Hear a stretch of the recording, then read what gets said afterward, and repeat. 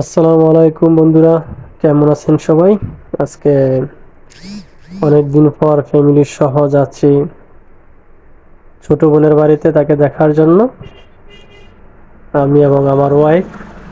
তো যাওয়ার সময় কিছু কেনাকাটা করার দরকার, তাই চলে আসলাম সোজা ফল কেনার জন্য। তো কি কি ফল নেওয়া যায় আমার ওয়াইফ নির্বাচন করতেছে, আমি ভিউ করতেছি। আমার ওয়াইফ ফল ফ্রুট নিতেছে, আমি টাকা দেওয়ার দরকার, টাকা দিব। তাই ও ফল নির্বাচন করতেছে কি কি নেওয়া যায়। তো বিশেষ করে মালটা, তারপর আম, আঙ্গুর, যেগুলো সচরাচর আমরা নেই, আপেল, এগুলাই নিয়ে নিলাম পর্যাপ্ত পরিমাণে। তারপর চলে আসলাম সোজা মিষ্টির দোকানে। বিশেষ করে আমি যখন নিমসার এই দোকানগুলোতে যাই, নর্মালি এখান থেকে সবসময় মিষ্টি নেই, কারণ হচ্ছে ওনার মিষ্টিগুলা ভালো কোয়ালিটি সম্পন্ন এবং ভালো মানের হাইজিনিক মেনটেন করা হয়।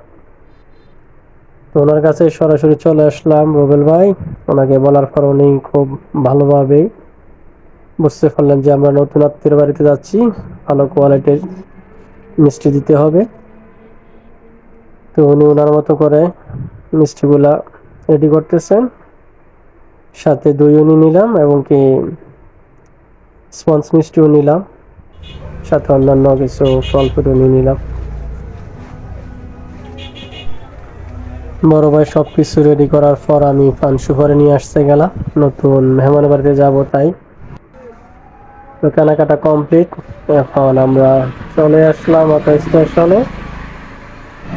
তো আমি আমার ওয়াইফ চলে যাচ্ছি সন্ধ্যার সময়, একটু ব্যস্ততার কারণে দেরি হয়ে গেছিল, তাই সন্ধ্যায় রওনা হলাম।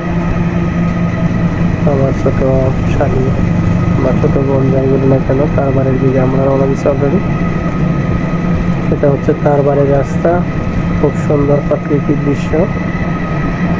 সন্ধ্যার টাইমে ভিডিওগুলো করলাম, আমার কাছে অসাধারণ লাগছে গ্রামের পরিবেশগুলো, জানি না কার কাছে কেমন লাগছে। তো দেখতে দেখতে আমরা চলে আসছি অলরেডি আমার শালিকার ঘরে। এটা হচ্ছে ওর থাকার ঘর। এখানে আগে থেকে আমার শালার বউ আছে এবং আমাদের জন্য এগুলো রেডি করে রাখছে। আর অন্যান্য মেহমান আসছে আগে, আমাদের একটু লেট হয়ে গেছে। যাই হোক, যারা আমার ভিডিওটা দেখছেন, ভালো লাগলে শেয়ার করবেন, কমেন্ট করবেন। ভালো থাকবেন সবাই, আসসালামু আলাইকুম, দোয়া করবেন।